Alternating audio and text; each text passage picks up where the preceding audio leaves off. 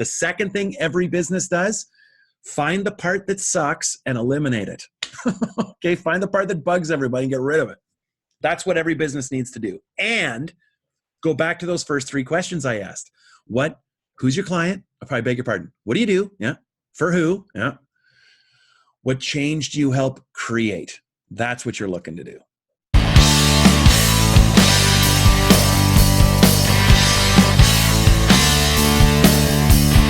Welcome to the Attraction Pros podcast, where professionals in the attractions business can get tips, tools, and even a bit of inspiration.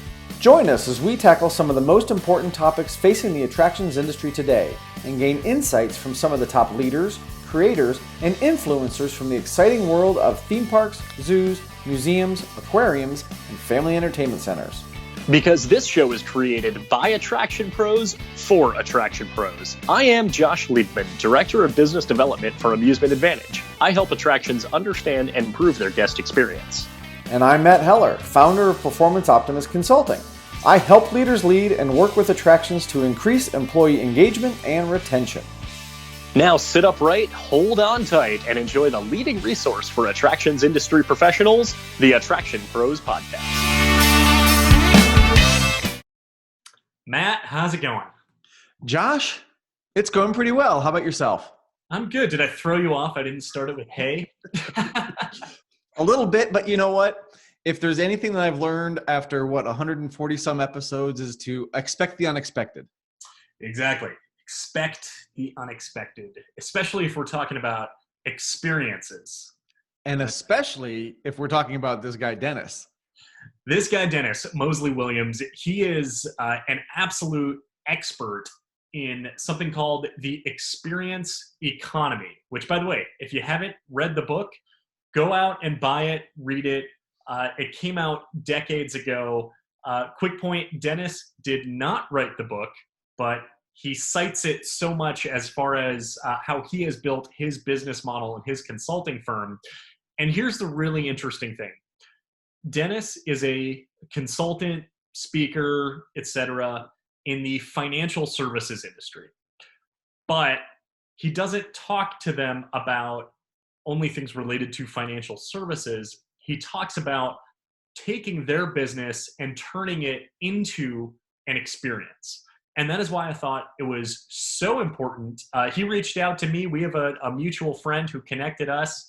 And I thought it would be so important to have him come on the podcast to really talk about how the experience economy goes so far beyond our industry and what we as an experience-based industry can learn from how the experience economy is being delivered in other markets, other areas of business. And in fact, what they're learning from us and what we can learn from them. Yeah, what I think is really going to be fascinating, I need to read that book, The Experience Economy, for sure. But just knowing some of the things that Dennis talks about, a lot of times I think people will use guest service and guest experience almost interchangeably, but they're really not interchangeable.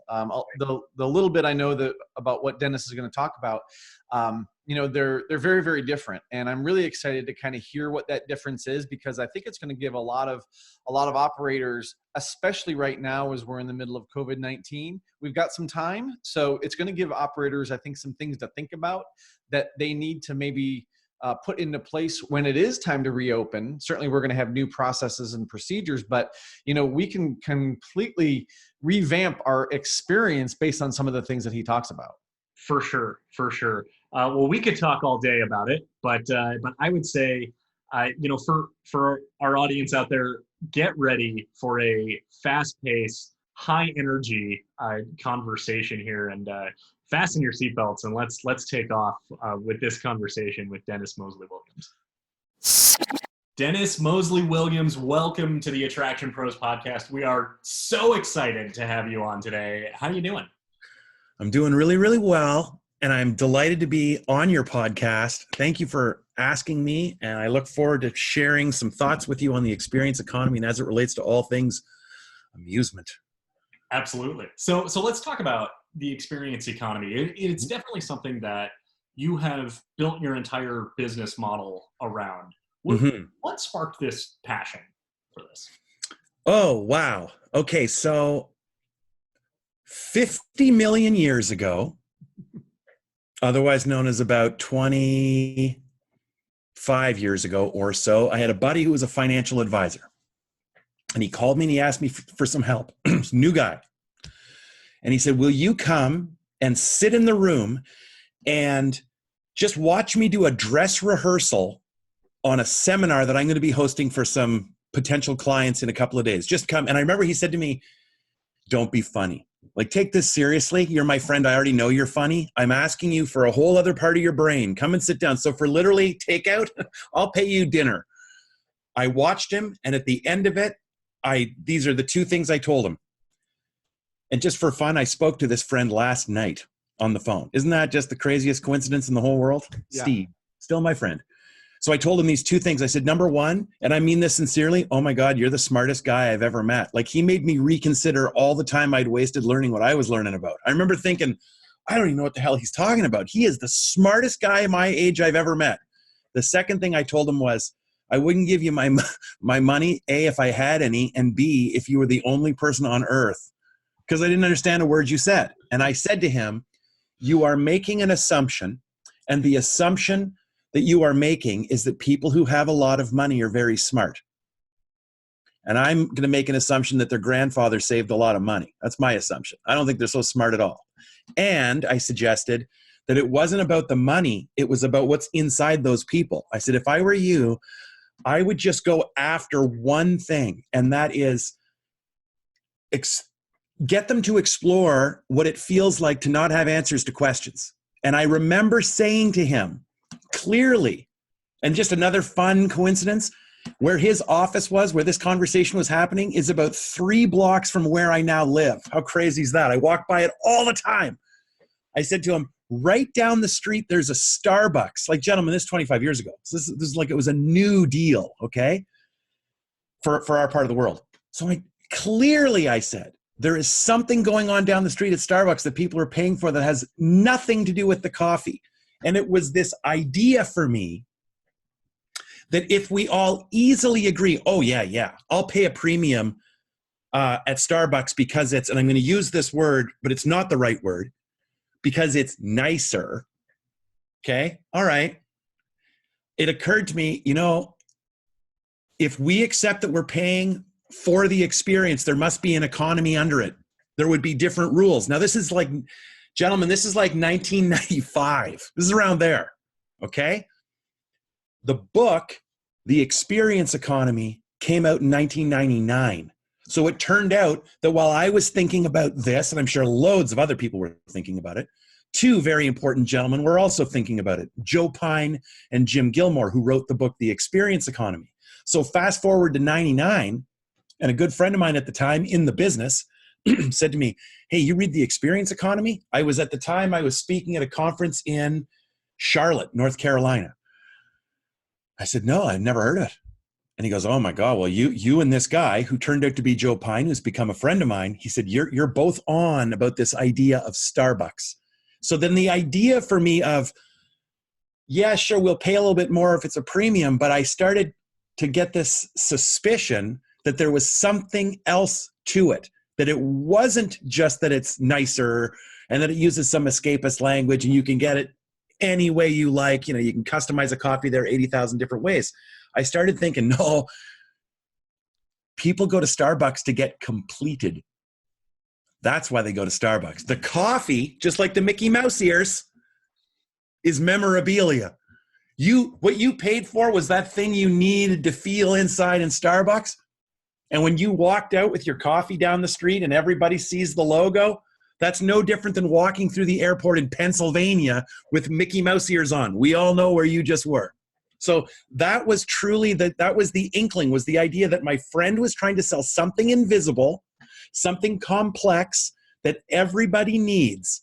And I realized, no, the goods and services of investing need to be subsumed up into a larger staged experience of investing that's about the client and not the goods and services, like Starbucks had done down the street. That was the inkling. And I'm going to confess to you boys, I had no idea what I had figured out. Like when I first started speaking, it went ballistic. It was like, boom, I was everywhere, all over. And I couldn't even figure out what the hell I had just figured out. I remember a guy telling me, you need a podcast. And you know what I said to him? This is how long ago. What's a podcast? Yeah, what are you talking about? I don't know what that is. Yeah. No kidding. So anyway, that's what got me started on it. So Dennis, I'd love to talk a little bit more about that concept where you said that going to Disney or going to Starbucks, it completes you, right? Mm-hmm. So that's not an easy thing to do, right? So many people are setting up a business to sell a service or sell a product. How do you turn that into something that completes someone? Like, what are the steps?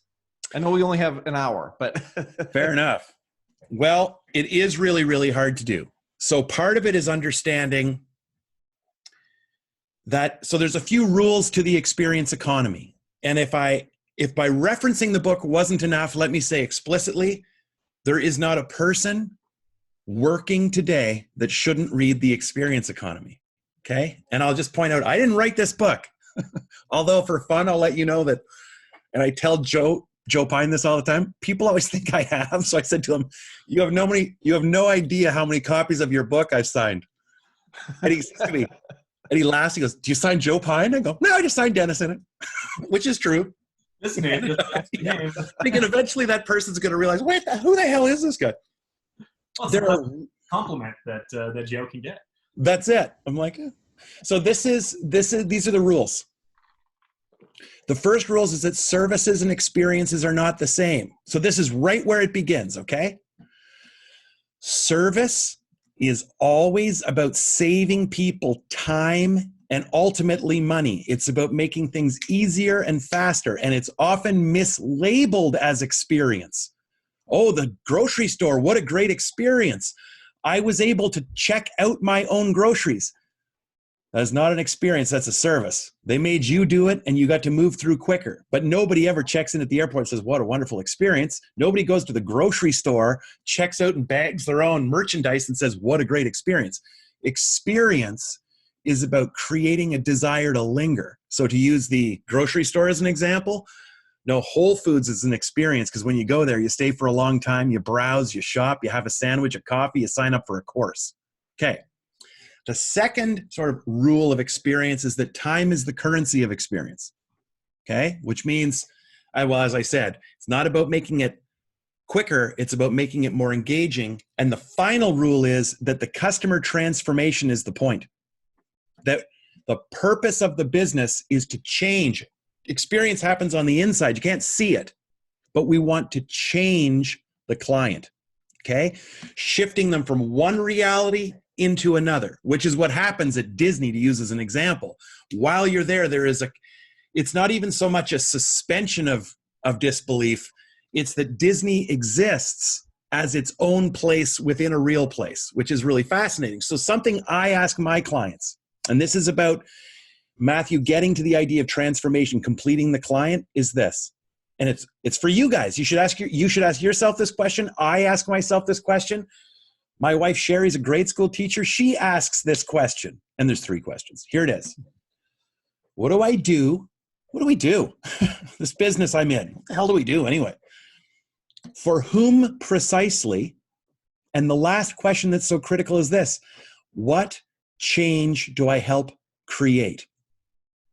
So whatever your business in, there's the question. What do I do? For whom? Okay. I'm a clothing store, to use as an example. How do you turn a clothing store into an attraction that's worth, can you imagine, gentlemen, going to a menswear store and buying a ticket to get in? Wingtip, San Francisco. Okay. And then in order to justify charging you admission to get into that men's clothing store, because we're all men here, the question would become, what am I getting? Well, other than shirts and ties, what am I getting that I can measure as my transformation? So the first step to answer your question, how do you make it happen, is think in terms of transformation. Think in terms of the client being the product. When I'm done with Josh and Matt, who do I want them to be? Who am I helping them become? Now, the service of this podcast is, oh, well, Dennis, you're helping us become more aware of the experience economy. Yeah, But a true transformation would be, we don't look at our work the same way anymore. That's transformation. So it begins with a loftier goal. So as you know, Joshua, because we know each other through our friend Tim, in the wonderful world of the tiny little internet, I work predominantly in the financial services industry. Not entirely, but predominantly. It's the way it is. You're in the amusement park business probably because you started working there. Okay. In the financial services industry, they think the transformation is making somebody wealthier.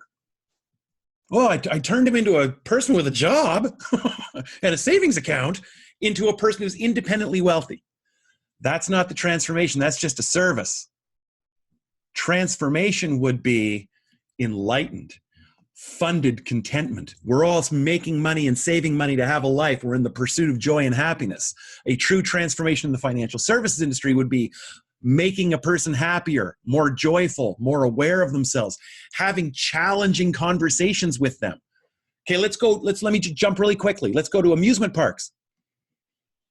So think about transformation this way. When we go on a family vacation, part of the reason that we're going on a family vacation is to strengthen the ties that bind within our family, to deepen relationships with the people who are closest to us. So there's an in for everybody out there in the amusement park business. There's an experience waiting to happen. We're all going together. We're going to eat cotton candy, see funny characters, go on rides, watch spectacular events and all the rest of it. That's great. That's just the show. What's the theme? What's the reason? And what happens when you take any amusement park out there in the world and say, no. Our mission is to strengthen, while they're here, enjoying this stuff, we're all about driving them to better family relationships. And it would change how you position everything to your client. The rides are no longer the main event. The journey and the client destination is, and how you help them strengthen the family bond. Now, to everybody listening, you might think, well, that's really interesting. To which I'll say this: that's a hell of a lot more than interesting. It means this. Let me be candid. The three of us start an amusement park, and that's what's driving us. Matt, Josh, and Dennis, it's all, our secret theme is strengthen families.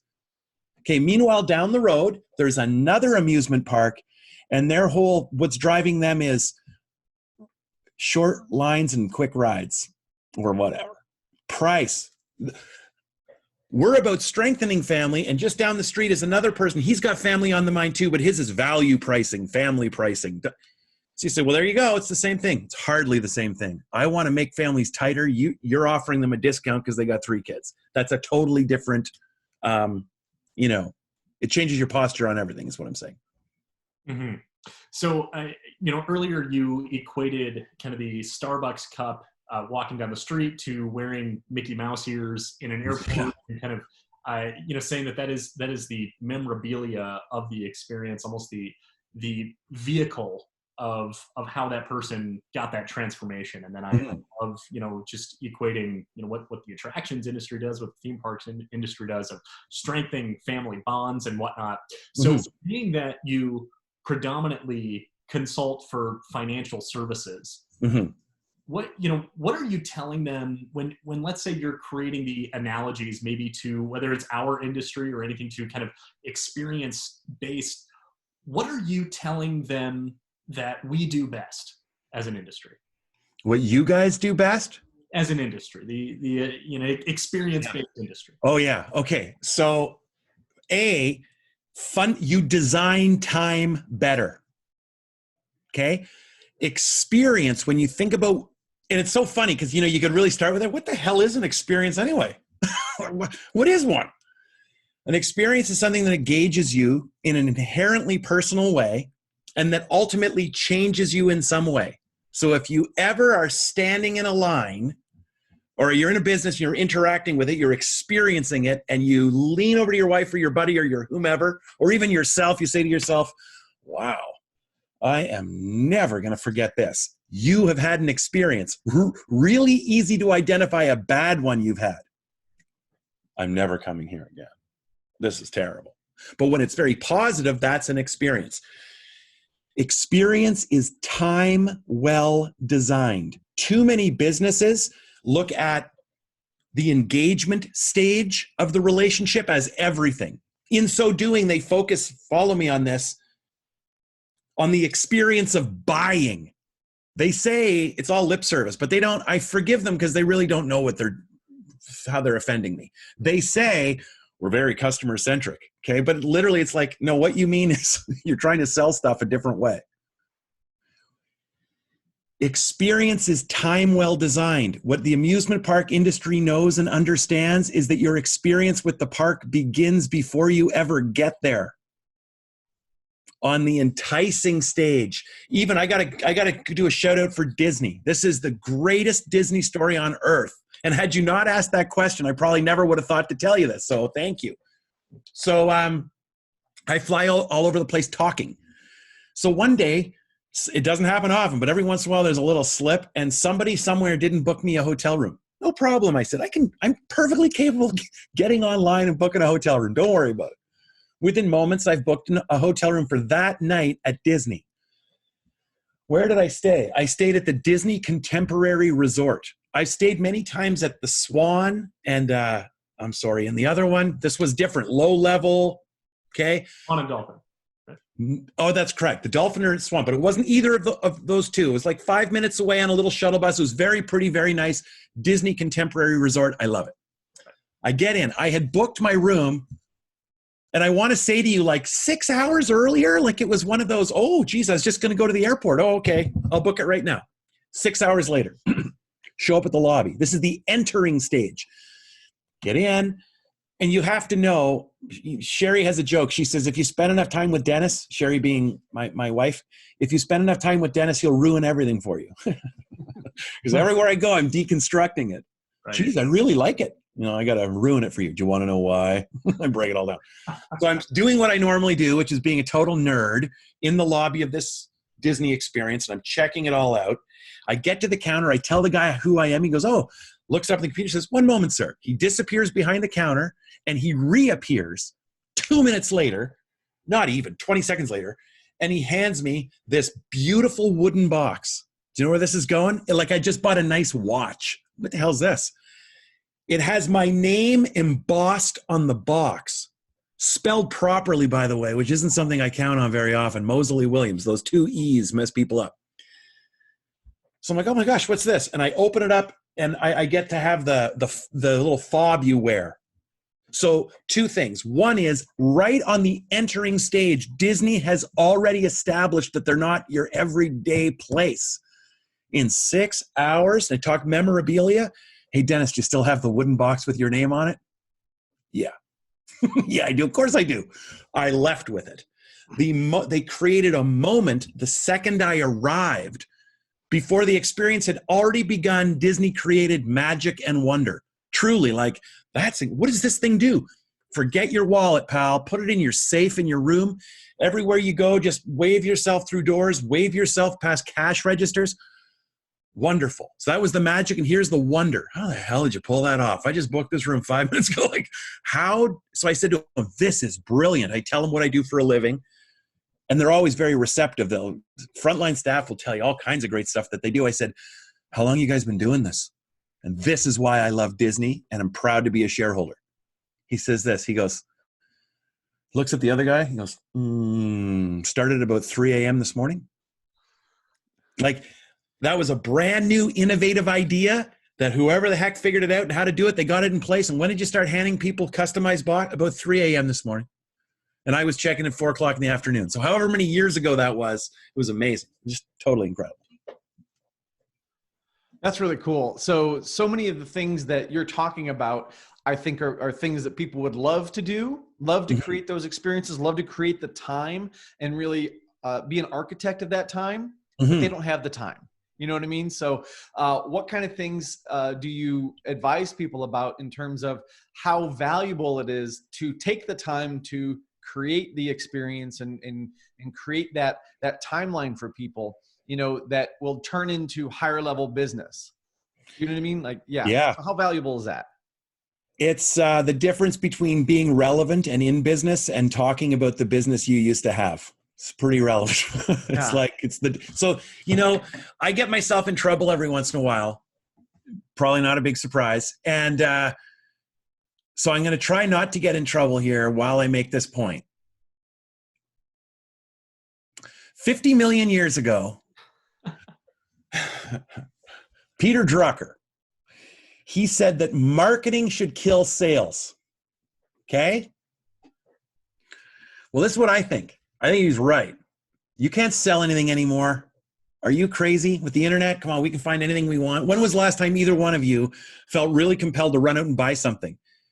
Hey, I noticed the other day one of those ring lights that people use on their desks for, I thought that's a really good idea. It took me 2 weeks to order one, and when I finally did, I finally thought about it again exactly when I needed it, and click, and I ordered it in 2 seconds. But when was the last time either one of you heard about something and ran to buy it? Never. Because we know we can get anything, including things we really shouldn't have, online, delivered to our door anytime we want. So sales, I feel, is dead. I think Peter Drucker was right. Marketing kills sales. But this is what I think in 2020. Here it is. Ready? Experience kills marketing.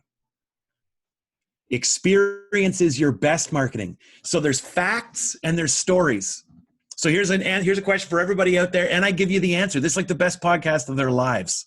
I love this guy. He asks me questions, he gives me answers, and then he says, good answer. So here it is. You ready? Everybody listening in Blogland. And I'm having fun. I hope they are too. So here it is. We're going to imagine this. You're going to be sitting down with a prospective client who needs desperately what you have. Gets even better. That thing you have is way better than any of your competition. Not only is it superior, doesn't break down, it's cheaper, which rarely happens. But in this imagination game, it does. It's also cheaper. Oh, and there's way fewer obstacles to buy it. Are you going to close the prospect? That's a gross term, by the way. Close. I don't usually say that. Are you going to persuade that client to buy your product? And here's the answer. I don't know. Here's why. Because there's all kinds of evidence out there that people buy what they want, not what they need. So if you're just using facts to make your argument, the facts aren't the argument. The story is the argument. The facts back up the story. We're all humans. What happens to us when we hear a story that's so good we say, wait a second, tell me that again? We want to be a part of the story. Okay, wait. Tell me about that. Okay, so what happened there? Just a second. Tell my brother the story. Come and hear the story. When you've got that kind of thing happening, what you have is a new client. Okay, wait. If I hear about these two guys in Chicago if I have to tell me about them one more time, the very next step I'm going to take is how the hell do I become a part of that story? So to everybody out there in Blogland, two things. And it's kind of ironic that today I would talk to you two guys of all people. Because generally speaking, if I'm keynoting a conference, what I say is, look, I hesitate to use Disney as an example. I hesitate to use Starbucks as an example. Because those are both exceptional examples, of course, and wonderful companies. Full disclosure, shareholder, both of them. I only invest in experienced staging companies, okay? But what it does to the audience is they immediately go, oh, well, I'm just a barber shop. What the hell do I know? I'm not Disney. Disney's worth billions. They've got all kinds of money. They got, what do they call them? Reimagineers. La, la, la, la, la, la, la, la, la. That's not me. Oh, Starbucks, I know, but no. Experience doesn't cost money. Here's where you start. That's like probably in the end, Matt, when everybody reviews this thing and watches it 10 times, makes their kids watch it too because it's their favorite podcast ever. That's going to be the question. Here it is. There's two things every business can do. The very first thing I want to tell you about is, let's go back to that idea of time, and then we're going to talk about sacrifice. So part one, time. There's 5 stages. Please buy the book, The Experience Economy. It's really important. Only if I can have it signed by you. I will sign it. I will sign it as Jim Gilmore. Okay. I mean, if you're listening and you're thinking, wow, this is great stuff, everybody, please. I went to school with Jim and Joe. I'm doing a poor imitation. Read the damn book. They're fantastic, okay? So there's 2 things that you want to look for. Time is the first. There's 5 stages of an experience. The middle one is the one you pay too much attention to. That's when we're engaged. So think about A, the enticing stage. What do you want people to learn? What signals do you want to send out when they're investigating you? The second is the entering stage. What can you do in any store in the world to create a moment that is memorable? Blockbuster Video used to have a greeter. Walmart has a greeter. Warby Parker has a greeter. Oh, I have a receptionist. Really? For what? So somebody comes in and says, hi, I'm here. What if Josh and Matt are coming in to see me at 10 o'clock in the morning? I've known for 3 weeks. Are you telling me I can't turn that into an event? Everybody listening, there's a wonderful thing you should look up online. It's called Drink Ripples. Okay? It allows you to customize the top of your coffee drinks that you make for your guests in your office, so you can put anything you want on the top of it. A picture, a word, a symbol, something that represents where your discussion's going to go. Then there's the entering, then there's the exiting, then there's the extending. So step one is stretch the experience out into time. Here's step two. Along each stage, identify where your customer has to sacrifice and eliminate it. Okay? Eliminate the misery. Now, let me show you how significant this is. Less bad, less stuff that drives me nuts is far more impactful on me than more stuff that I like. If you really want to move the dial from service to experience, don't worry about increasing my satisfaction. Believe it or not, worry instead about decreasing my sacrifice. That's everything. Let me talk about these guys. This is Warby Parker. So what's fun here about these guys is they started, I'm sure you probably know the story. They're one of my favorite companies. I really love Warby Parker. I love companies that are ballsy. I love like guys and gals that fall in love with an idea and just give her. Oh, I got a soft spot for that. So they started online and then they became a bricks and mortar business. That's very interesting. And I recently, this is my third pair of glasses I bought from Warby Parker. It's the first pair I bought entirely online. Okay?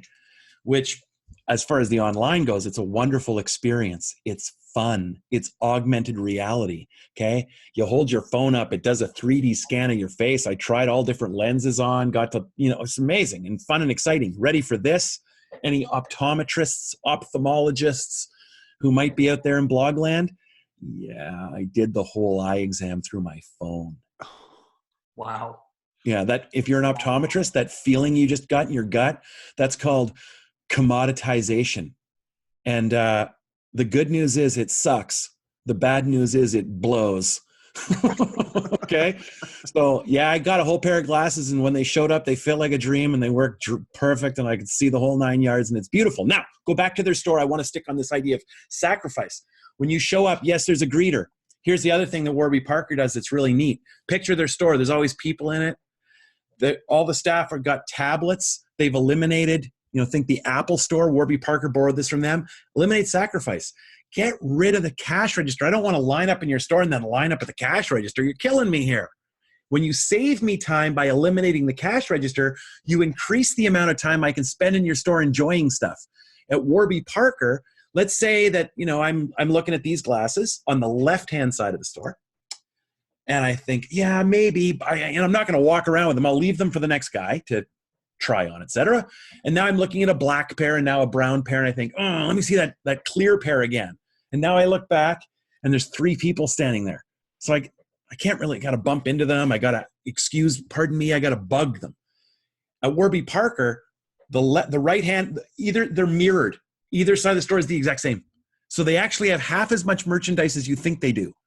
So if I look directly opposite on the other side of the store, I'll find these glasses. It's a simple little example of decreasing sacrifice. If you're a business out there, 2 parts. What are your 5 stages? And enticing, entering, engaging, exiting. Leaving is a moment. Extending, Mickey Mouse ears. The physical manifestation of the experience, the thing I leave with, the tangible good that sits on the shelf. I'm in my mother's house. My mother's house is full of trophies of her life, little statues, little things that we keep on desks, etc., to remind ourselves. The second thing every business does, find the part that sucks and eliminate it. Okay, find the part that bugs everybody and get rid of it. That's what every business needs to do. And go back to those first 3 questions I asked. Who's your client? I beg your pardon. What do you do? Yeah. For who? Yeah. What change do you help create? That's what you're looking to do. Yeah. You know, Dennis, I can't help but think of where we are right now, and we don't want to get too far into the COVID-19 piece, but a lot of the things you're talking about, you know, removing some of those dissatisfiers.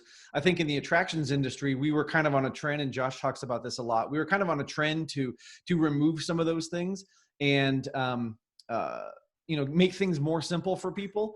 Are you seeing that this is allowing us, this is sort of a springboard or a punch in the gut to keep doing that and saying, here are the things that we screwed up before or we were getting better at. Let's continue on that and make those even better, not just because of COVID-19, but it's the right thing to do.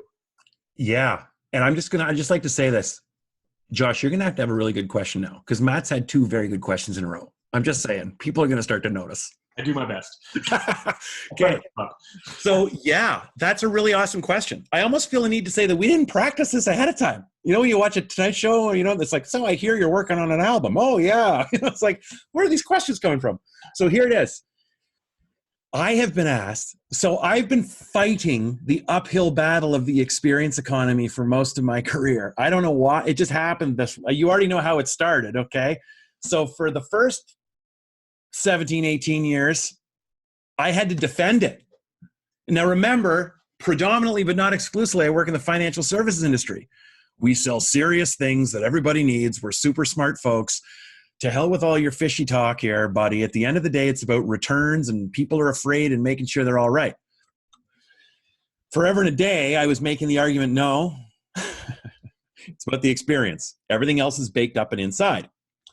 Okay, so then COVID-19 hit, and now I'm getting asked both on record and off the record, what do you think this is going to do to you, to us, to our business, to the experience economy? Has COVID-19 ruined it? Are people ever going to do this? Movie theaters, gas stations, and all the rest of it. So here's my answer. COVID-19 has accelerated the experience economy by 30 years. Yeah. It's this is just something that's amazing. Everybody in the world, as far as I know, in the developed, organized world, sent our kids to school one day. And by the end of that day, it all kind of coincided with our spring breaks, right? So my kids came home for spring break, and we were told, don't send them back. Okay, now here's a little rumor I'm hearing now in late April in Canada. There won't be school in September either. Okay, so what happened as a consequence? Can you imagine 6 months ago trying to convince a school board to come up with online learning and put everybody online? Oh my God, they would have said no. Can you imagine just 6 months ago saying, no, we're not even gonna have schools anymore. Just send all those kids home. All the parents would have said, what the hell am I gonna do with my kids? I need daycare. I don't have this organized. No, because of COVID-19, all the rules are off the table. It's on. In Canada, specifically, I'm not aware of where everybody's at listening today, but where I live in Ontario, Canada, we put school online overnight. Okay, here's the next thing that happened. Why it's accelerating experience. We're using a Zoom call today. I hate all this stuff. Hear me out. What did I tell you when we first, I'm so glad it's working. It never works for me. I always have trouble with my microphone. I don't know why. I do it the same way every time. Sometimes it works, sometimes it doesn't. Okay, that's me 5 weeks ago. Where am I 5 weeks later? I'm a Zoom pro. Do you know how many of these Zoom calls I'm going to do today? Guess what I've discovered? They're awesome. I love this. I'm looking right at you. Why would I ever have a phone call again? This is the only way I want to talk to anybody. Want to know what else I've done? Bought these. Bought shoes. You're a store. Whether you recognize it or not, everybody out there, you're not selling anything but attraction. You're competing with everybody. You got a shoe store in the mall. You're in the attraction business. Who, you mean against the other shoe stores? No, against Netflix, pal. You're competing for my time. So you know what else I've done? For the first time, I'm a very late adopter. Adapter. See, I can't even decide. That's how late I am. You ready for this? Until COVID-19, I had bought like a couple of books. Truly, from Amazon, it was to buy books. I didn't even know they sold anything else. I swear to God, I shouldn't confess to this. Since COVID-19, I bought glasses, footwear, technology. My mother-in-law, Julie, who's a love and lives with us, and I say that because it's honest. She's never going to see this. Okay, she had a medical appointment online the other day. No, don't come to the clinic or the office. There's sick people everywhere. Just literally, darling, hold your iPhone FaceTime up to the problem, and I'm going to tell you if it's coming along all right or not. Can you imagine the legal liability issue? That would have been 6 weeks ago. Okay, drugs, groceries, it's all coming to my house. So here's what's going to happen. Here's what's happened as a result. Suddenly we're all online and we're actually having an online experience. So something I've said for years is you got to create spaces, places, and stages for your clients to experience you. Any business you are, you want to spend as much time with your clients as possible, giving them a chance to know you, interact with you, connect with you. And I used to kind of slough off digital. I'll admit that. Like, well, face-to-face. Well, we all just got really comfortable with this. So moving forward, companies need to adapt a digital experience platform. They got to get on it. They got to use that. Now, to go back to scheduling time, do either one of you guys want to get on and pretend you're coming to visit me at the lake this summer, which you should do. It'd be awesome. And I'm a resort. I want to make sure that you have the best experience possible. So before you ever get here, I want to get you dreaming about it, thinking about it. I'm going to reach out to you. Now, gentlemen, do you want to get some kind of form from me that makes you feel like you're applying for insurance? Oh, miserable. And I learned this from the Four Seasons Hotel in Whistler. Mm-hmm. I showed up and I had to rent skis. So I go down anticipating, oh God, I got to fill out all the damn paperwork. No, man. They had an iPad. There was click, click, click. That thing was done. And then me and the rental guy got to go play in the skis. Like, this is a fantasy. What sports car skis do you want to drive today, Dennis? And we just got to play with them. They eliminated what's your height? What's your weight? What's your kind of skier are you? Could you please X this box that says when you crush yourself, it's not my fault? They made that so painless. So not only do companies need to use this digital stuff, it's a fantastic, what for? To find out preferences. You want to customize around preferences. What does the customer want? They want what they want. Okay, well, what don't they want? What they don't want. What sacrifice? Getting some of what I don't want with all the stuff I did want. Think about your car. I live in Canada. I just wanted heated seats. Oh, well, great. They come with leather, sunroofs, steering wheels, different tires, different trim package. I just want the seats. Oh, yeah, but you got to take the rest of it plus the extra $4,000 that gets bundled into that. I just want the seats. Use tech so that you can figure out preferences to personalize real experiences. What's going to happen after all this? We'll love Zoom and tech. Go back to the traditional thing. When you go think about all the stores that have closed, everybody. How many stores in your neighborhood are going to reopen? So there's two things here. Well, how much trouble were they in before this happened? Like, how was their finance? What's their cash situation? Are they okay? Can they weather this damn storm to begin with? Let's just pretend the answer is yes. Okay. Well, then let's look at the next part.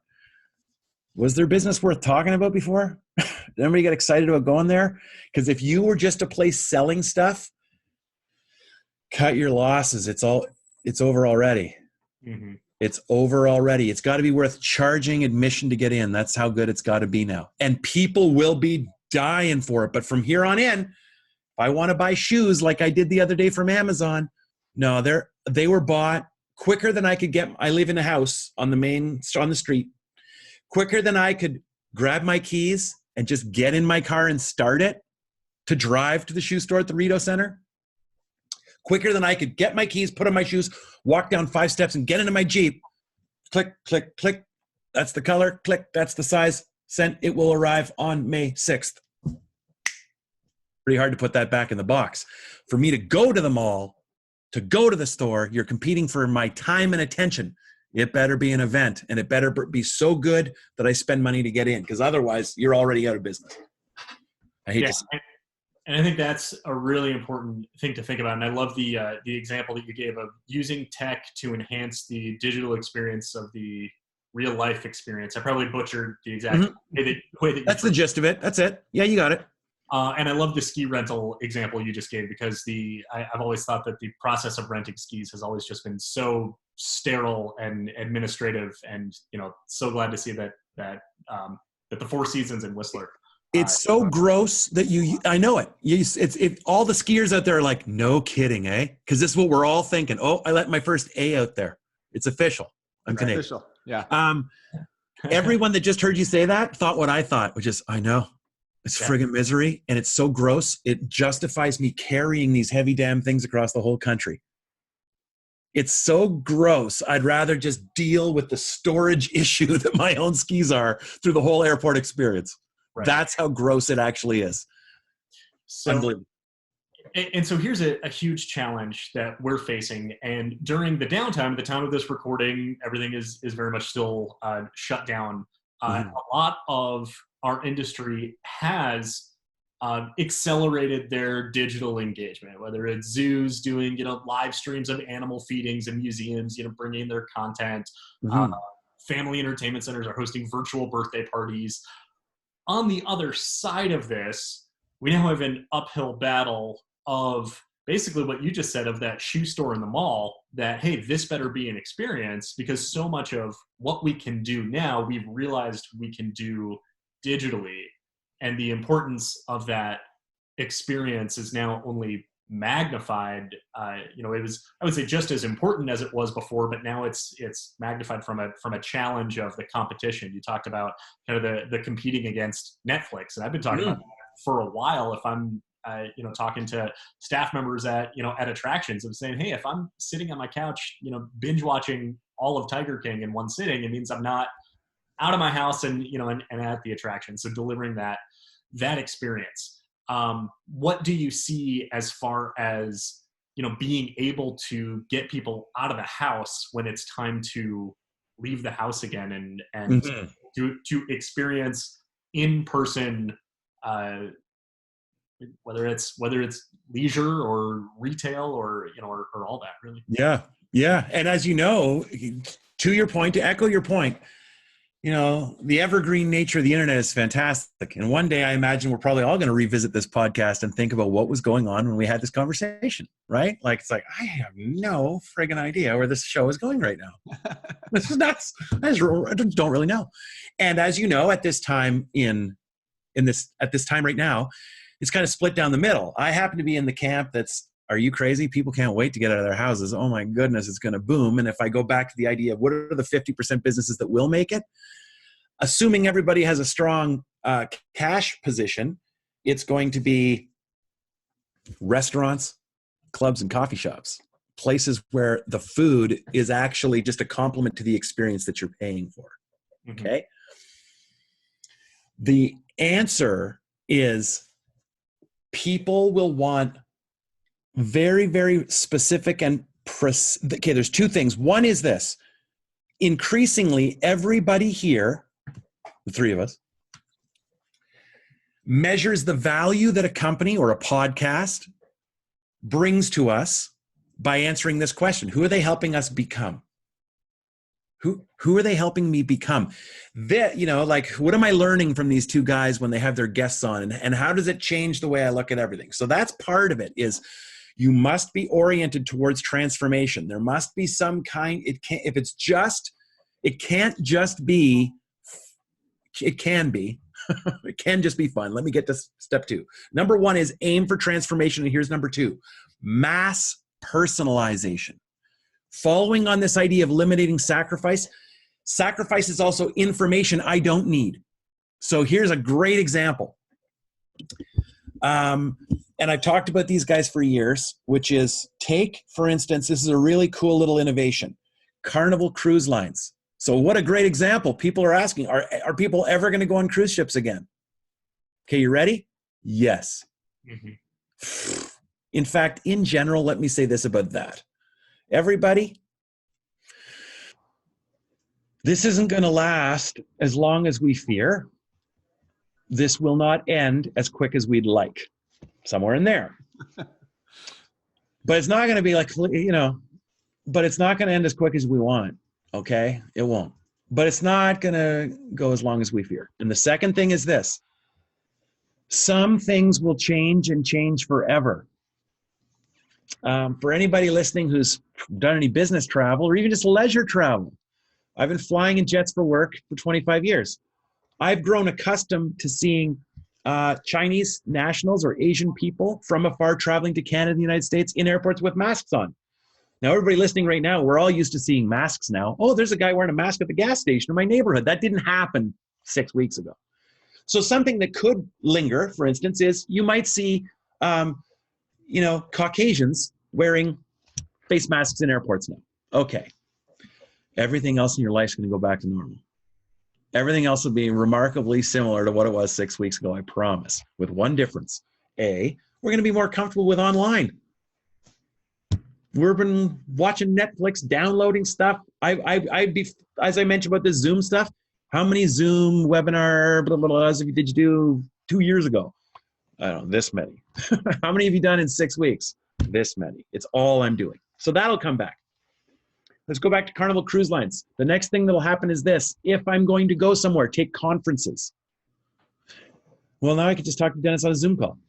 I just did a Zoom meeting with him. I learned a lot. Took all kinds of notes. Learned lots from that guy. Oh, now get on a jet, come to St. Louis and see Dennis speak. Well, why would I do that when I've already had the experience online? So the conference itself will have to turn the purpose of the conference around from a service that pushes information to a staged experience that changes the client. Go back to what I said about using time differently, which means I'm going to reach out into your heads when you're in your home offices 5 weeks before the conference and get you thinking and give you things to do and think about. I'm changing the entire complexity of the conference. Carnival Cruise Lines does this. They have this similar to Disney, right? Like everybody, you're always looking for best principles and practices. Whatever other people do that you love, and they apples to apples, they do what you do. I'm an amusement park. You're an amusement park. I love how you've managed your concession stand. Brilliant. I'm going to do the same thing. But you should also compare apples to oranges. I'm an amusement park. My favorite store in the world is the Apple Store. When I go to the Apple Store, what can I learn just standing here that I could apply, extract the principle and apply it to my own business? So it's both practice and principle, okay? Now, here Carnival Cruise Line, everybody. This is amazing. So how many years ago? Too many years ago now. I had 2 kids. So let me think here. Let's say 7 years ago, 6 years ago, I went on a cruise, which I will admit is not something that it wouldn't be high on my list of stuff to do. But I travel a ton and I like to be a good husband. So when my wife wanted to do that, I said, sure, I'm in. Go down to Florida. I'm boarding the ship. For anybody listening, when you board the ship, they don't just send you to your room. They send you to a little area mustering. They'll send you to a little area where you sit down in a group of 30 or 40 people. A staff member is assigned to you to explain to you the rules of the ship, basically how it all works. And if should there be an emergency, this is what we'll do. And of course, behind the scenes, all of your bags are being taken to your room. So they're eliminating that sacrifice while they give you a little chit chat. So Sherry looks at me while this is kind of going on. She leans in, she goes, are you hating this? I was like, yeah, gentlemen, my idea of a good time is being in the forest alone. Okay. Now I'm on a floating Petri dish. I'm like, oh, God. And it's all staged, right? It's fake restaurants, fake this, fake that, and people that are into something I'm not into. Eating and floating. It's not my show. So I look at Sherry and I go, I am loving this on levels that you can't even possibly imagine, okay? Because I'm an experienced nerd. Here's what they've done. Now you upload all of your passport information to Carnival. When they send you your fob. When you walk on the boat, your fob is telling the crew member who's holding an iPad who you are, what your name is. Hi, Dennis. Hi, Mr. Moseley-Williams. Not only that, it learns. So first of all, when I go up to like an information screen in the ship and see what activities are on, because it's me that's there, they get rid of everything I wouldn't want to do. There's absolutely no physical fitness or yoga. It's just booze and gambling. No, it's just like, hey, this is you'll like this, you'll like this, you'll like this. You don't like this stuff, so we don't show you. Okay. Not only that, it learns. So when I'm by the pool and my fob is near my little kids' fobs, then Carnival Cruise Line is suggesting, hey, do you want an ice cream cone? When I'm by the pool and it's just me and my wife, it's, do you want a mojito? Okay, so that I can go to a map anywhere in the ship and I can say, where the hell are my people? Where are my little fobs? Where are my kids and my wife? Where are they at? Where can I go find them? Again, that's all examples of decreasing sacrifice. Okay, so where this is going to go after COVID, who knows? Or when it ends, who knows? But what we do know is this: people are going to be looking for a much more robust, fulfilling, personal, transformational experience. And what they've just learned is, and if I don't get it, it's really easy to get it online. What is Netflix? Completely passive experience. What does it give you? Only what you want, when you want it, all the episodes at once, although you Chicago boys, they're killing me with The Last Dance. 2 episodes at a time. Come on, give me all 10. I want to go through that at once. Oh, I haven't felt that kind of anticipation in a long time. Yeah, I'll need to pull it up. It's wonderful. Yeah. Cool. Dennis, we'd love to talk to you all day. I feel like we have just scratched the surface on where or multiple avenues that this could dive into. But as we kind of start to wind this down, if people wanted to get a hold of you directly, say hi on the socials, or booking you for an event or a speaking engagement, where would you send them? Come to my website. That's where the party's at. And thank you for asking me that. And I want everybody out there in Blogland to know we're a pretty easy group to appreciate and get along with. We're a really super small company and we love the stuff that we do. Okay. We love it. We believe in it. We believe in business as a power of good and human change. Okay. Transformation. So my website is my last name. It's Moseley-Williams.com. M-O-S-E. Nope. All one word. M-O-S-E-L-E-Y Williams.com. Good place to find us, and please take a look at our blog. There's lots of fun stuff on there for you. Yeah, and subscribe to your email list. You have a great, what is it, Serious Shift? Serious Shift, absolutely. Yeah, which is that's a movement. And this is the whole idea. Maybe this will be my final comment on this. Everybody. I need my last question for you, so take it. Whatever it is you do, okay, whatever it is you do, your work should make a point, okay? At the end of the day, if you rendered me down, what the hell do you guys do? Tell me now, and don't give me anything but a straight, what's the thing, Dennis? If you're stuck in service, it's organization. I sell just like you do, Matt, organization. I help you figure it, get out of your own way, and have a better business. Okay, that's the service. What do you really do? Okay, and what I really do is a totally different thing. Your work should make a point. The Serious Shift is a movement. Okay, it's not just something. It's a movement. It's about something. Think about it this way. You can go to a marathon and you'll see runners that have tattooed the Nike swoosh on their body.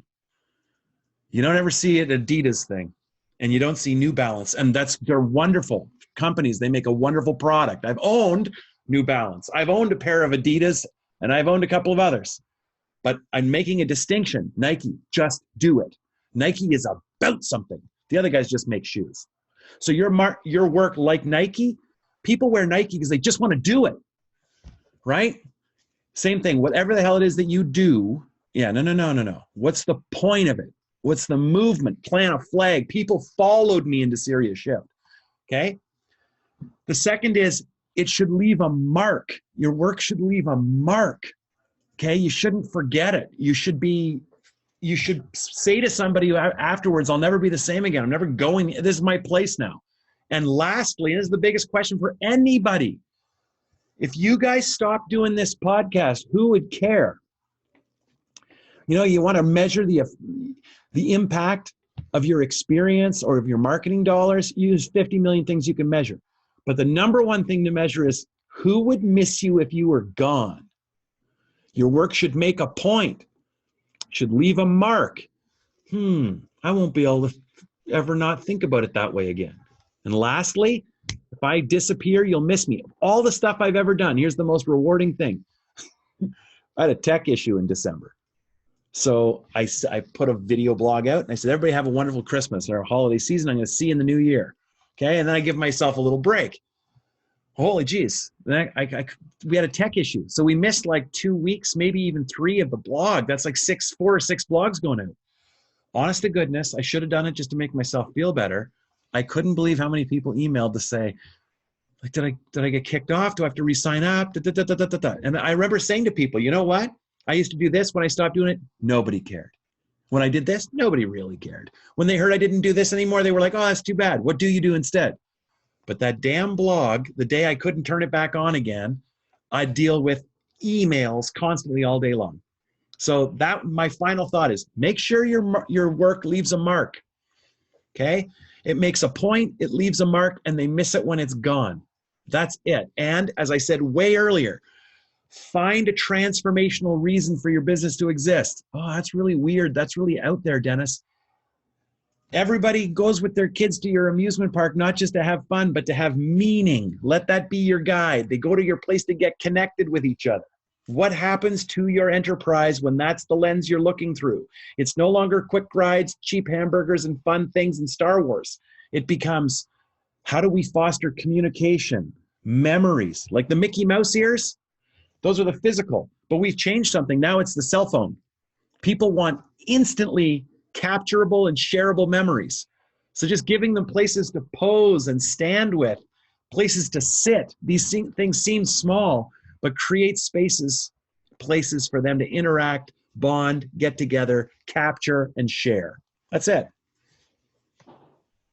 That's awesome, Dennis. And what a great way to kind of encapsulate this entire conversation. I know that I've loved the conversation. I'll speak for Josh. Hopefully he loved the conversation. Hopefully you enjoyed the conversation. Sure. We can't thank you enough for your time. At least a couple people that would miss us if we. Well, your moms are watching this, right? Right. Yeah. They would miss us. So Dennis, thank you again for your time today. And for everybody out there listening, thanks for being Attraction Pros. Thanks for joining us for another great episode of the Attraction Pros podcast. We hope you enjoyed today's episode, and we'd love to hear your feedback. Feel free to drop us a line on Facebook, Twitter, or LinkedIn, and make sure to follow us on all the social channels. And make sure you've subscribed to the show so you can get the latest episodes every single week. Also, if you're new to the show, be sure to check out all the great episodes and guests we've featured in the past. And if you want to learn more about Matt and Josh and check out the best articles for you to operate your attraction most successfully, be sure to visit us at attractionpros.com.